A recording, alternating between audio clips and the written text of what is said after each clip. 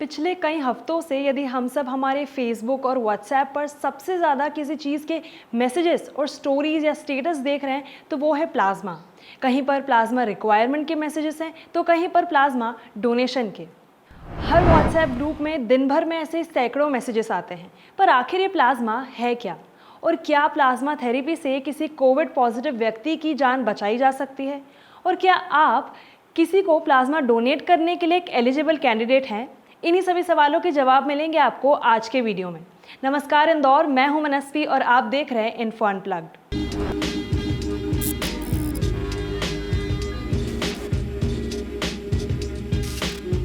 सबसे पहला सवाल कि प्लाज्मा थेरेपी होता क्या है।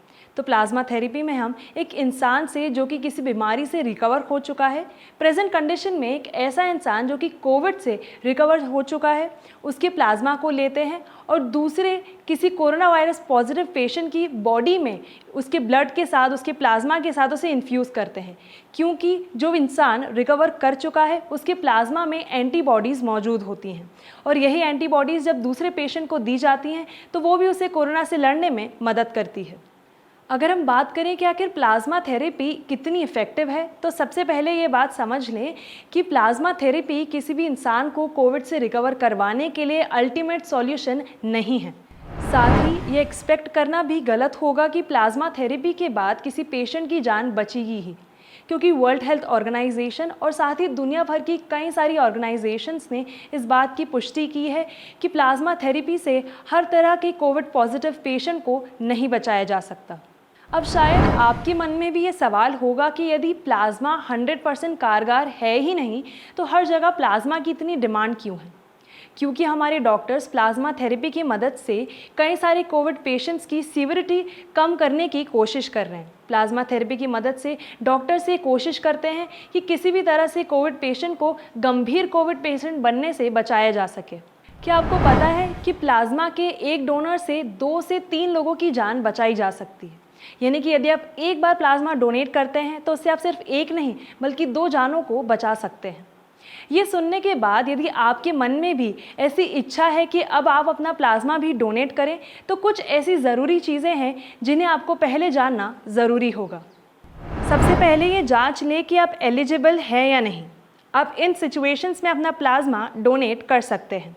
सबसे पहला, आपको रिकवर हुए 28 से 30 दिन हो चुके हैं। दूसरा, आपकी उम्र 18 से 60 साल के बीच में है।